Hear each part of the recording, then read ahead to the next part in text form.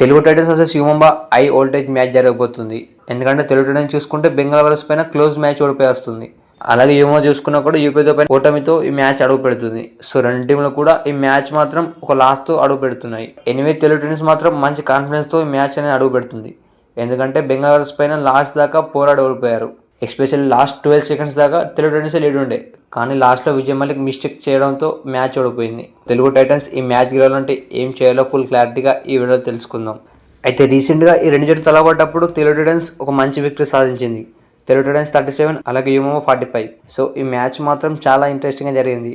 Especially ఆ మ్యాచ్లో భరత్ ఒక సూపర్ టైం సాధించాడు. అలాగే చేతన్ సాహు చూసుకున్న తన ఆల్రౌండ్ పర్ఫార్మెన్స్ చూపించాడు. అయితే ఈ టూ టీమ్స్ లాస్ట్ 5 మ్యాచెస్ చూసుకుంటే తెలుగు టైటన్స్ లాస్ట్ 5 మ్యాచెస్లో 4 మ్యాచ్లు గెలిచింది, 1 మ్యాచ్ ఓడిపోయింది. అలాగే యూమో చూసుకుంటే 5 మ్యాచ్లో 3 గెలిచింది, 2 ఓడిపోయింది. ఈ టూ టీమ్స్ టేబుల్లో చూసుకుంటే తెలుగు టైటన్స్ 14 మ్యాచెస్ 8 గెలిచింది, 6 ఓడిపోయింది. టోటల్ 16 పాయింట్స్తో థర్డ్ పొజిషన్లో ఉంది. అలాగే యూమో చూసుకుంటే 14 మ్యాచెస్లో 7 గెలిచింది, 7 ఓడిపోయింది, 14 పాయింట్స్తో 5th పొజిషన్లో ఉంది.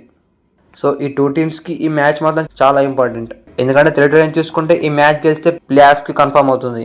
అలాగే యూమో చూసుకుంటే ఈ మ్యాచ్ గెలిస్తే వాళ్ళు ప్లే ఆఫ్స్ అవకాశాలు ఇంకా పెరుగుతాయి. సో ఈ మ్యాచ్ రెండు జట్లకు కూడా చాలా ఇంపార్టెంట్. అలాగే ఈ మ్యాచ్ చాలా ఇంట్రెస్టింగ్గా జరగబోతుంది.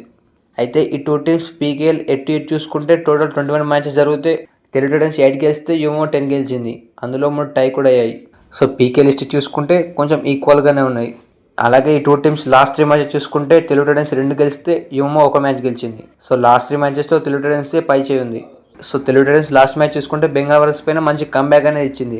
ఎస్పెషల్లీ ఫస్ట్ హాఫ్లో చూసుకుంటే 11 పాయింట్స్ తక్కువలో ఉంది, కానీ సెకండ్ హాఫ్లో మాత్రం మంచి రన్ ఇచ్చింది. అయితే ఈ మ్యాచ్లో చూసుకుంటే భరత్ 16 పాయింట్స్ సాధించాడు. అలాగే అన్ఎక్స్పెక్టెడ్గా అవిద్వాన్ 4 ట్యాకిల్ పాయింట్ చేశాడు. అయితే ఈ మ్యాచ్ ఇంత క్లోజ్గా వచ్చిందంటే అవిద్వాన్ ఒక కారణం అని చెప్పుకోవాలి. ఎందుకంటే ఒకనొక సిచ్యువేషన్లో దేవాంగ్ని ట్యాకిల్ చేయడంలో చాలా ఇబ్బంది పడ్డారు, కానీ ఎప్పుడైతే అవిద్వాన్ ట్యాకిల్ చేశాడో అప్పటి నుంచి దేవాంగ్ దళాల్ని బ్యాక్ టు బ్యాక్ ట్యాకిల్ చేస్తున్నారు. అలాగే ఈ మ్యాచ్లో శుభన్ షిండే కూడా రాణించాడు. ఫస్ట్ హాఫ్లో ఫెయిల్ అయినా కూడా సెకండ్ హాఫ్లో మాత్రం బ్రిలియంట్గా కంబ్యాక్ ఇచ్చాడు. అయితే యూమో చూసుకుంటే లాస్ట్ మ్యాచ్ యూపీతో పైన చాలా మార్జిన్తో ఓడిపోయింది.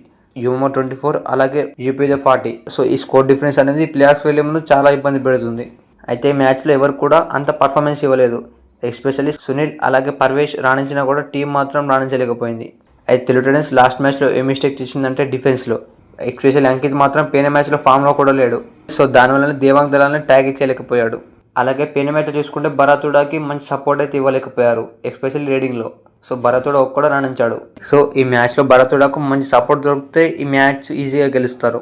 అయితే ఫస్ట్ హాఫ్లో మన టీం రాణించలేకపోయినా కూడా సెకండ్ హాఫ్లో మాత్రం ఏం మిస్టేక్ చేయలేదు.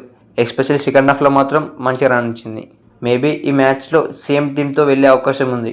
సో తెలుగు టైటన్స్ ఓడిపోయింది ఒకటే మ్యాచ్. సో వరుసగా 5 మ్యాచెస్ గెలిచారు. సో అదే టీంతో స్టార్టింగ్ 7 వచ్చే అవకాశం ఉంది. అయితే తెలుగు టైటన్స్ స్టార్టింగ్ 7 చూసుకుంటే భరత్, విజయ్ మాలిక్, చేతన్ సాహు, అజిత్ పవార్, అవిద్వాన్, అంకిత్, అలాగే శుభన్ షిండే. ఇటు యూమో చూసుకుంటే స్టార్టింగ్ 7 సందీప్ కుమార్, అజిత్ చౌహాన్, అమీర్ మొహమ్మద్, సునీల్ కుమార్, పర్వేష్ బ్యాంక్వాల్, రింకు సింగ్, అలాగే విజయ్ కుమార్.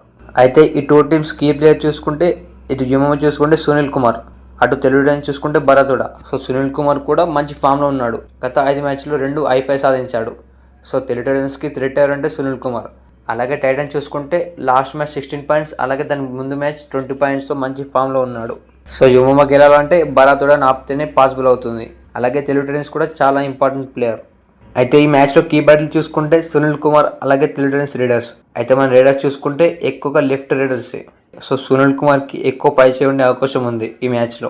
అయితే భరత్ ఈ మ్యాచ్ రైటింగ్ నుంచి రీడింగ్ చేసి సుమిత్ నుంచి తప్పించుకునే అవకాశం ఉంటుంది. బట్ ఎనీవే ఈ మ్యాచ్ మాత్రం చాలా ఇంట్రెస్టింగ్గా జరగబోతుంది.